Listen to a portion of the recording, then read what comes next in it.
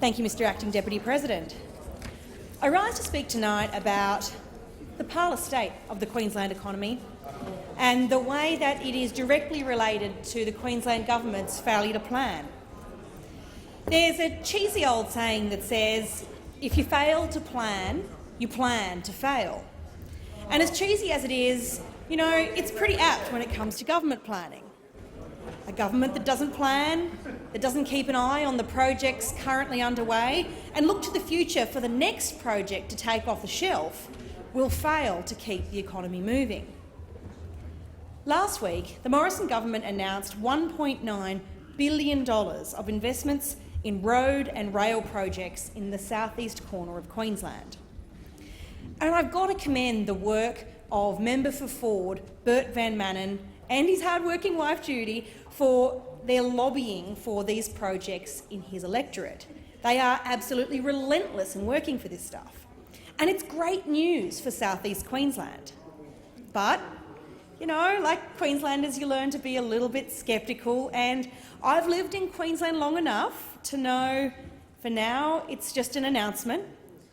Now we've got to rely on a state government that is so important for implementation and yet has a tendency to stare at their own navels rather than getting on with delivering projects. Because the Queensland Labor government is absolutely atrocious when it comes to planning, and I've got to say it's hard to know sometimes whether that's their active political strategy or whether it's just ineptitude. We know when it came to the case of the Adani mine, it was their active strategy.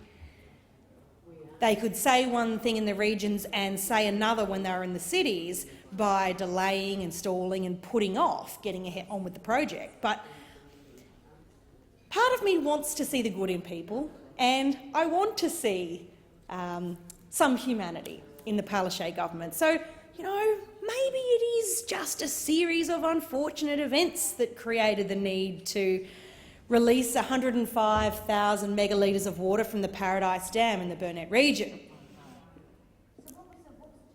Doesn't seem all that likely, but let's test it out. Let's look for the best. But how disheartening would that have been for the people, say, of Stanthorpe, who have no water at the moment and who will lose fruit orchards and a few seasons' worth of wine grapes shortly because the government didn't secure water for their region. How disheartening it is to see that water being flushed away after Labor axed $50 million in subsidies for water cartage and fodder.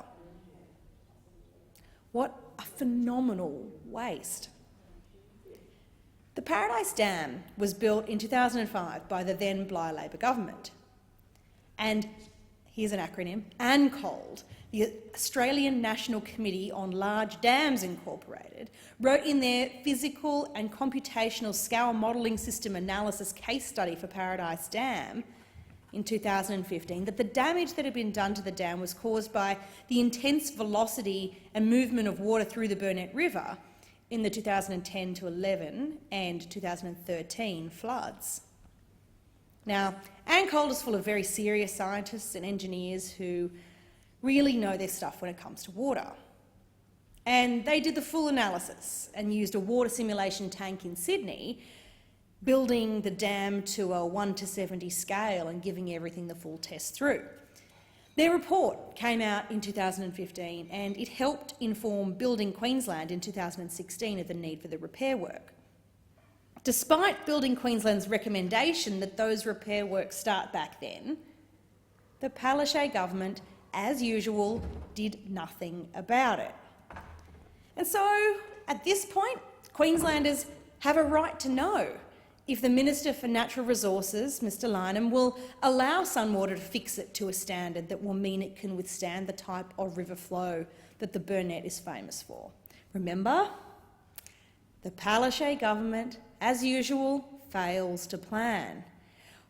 One of the more frustrating aspects of a government which fails to plan is, while they're not doing the important things, like making sure the Paradise Dam can continue to operate at its current height, they're not doing much about those important things. Instead, they are wasting money on things that are not important. While they're not investing in dams, while they're not repairing infrastructure, they're blowing $250 million cheques on bonuses for public servants. For a state with a $70 billion debt, throwing another $250 million to our already oversized public service is insane. And to do this, Palaszczuk politicked on infrastructure spending, blamed the Morrison government for failing to give them more money for Queensland infrastructure, but they can always find money for their other pet projects. Last week, Prime Minister Morrison announced that funding for the Gold Coast Light Rail project would be increased by the Commonwealth by $157 million, up to $269 million. The Premier herself acknowledged that this project would create 760 construction jobs. But she's holding out for more funding from the Commonwealth while instead budgeting for bonuses. It's a clear sign that growing the public service is more important to Queensland Labor than construction jobs, and it is so frustrating to watch. So, all credit to the PM and to the member for Ford for keeping a straight face when the Premier said, I've always said we work best when we work together. I wish she would work with the federal government. This lack of infrastructure spending, combined with 2 new land taxes from the Queensland government this year, an increase in land tax and a foreign land owner levy, has really squashed the confidence that the Queensland property market might have been boosted with following the election. And after the stultifying impact of federal Labor's capital gains tax policy on the national property market and the lack of enthusiasm for it for voters, you would think that Treasurer Jackie Trad would have worked out how jittery the market is, how fragile the environment in our economy is in Queensland. You would think the Queensland government would do all it could to encourage the market into action.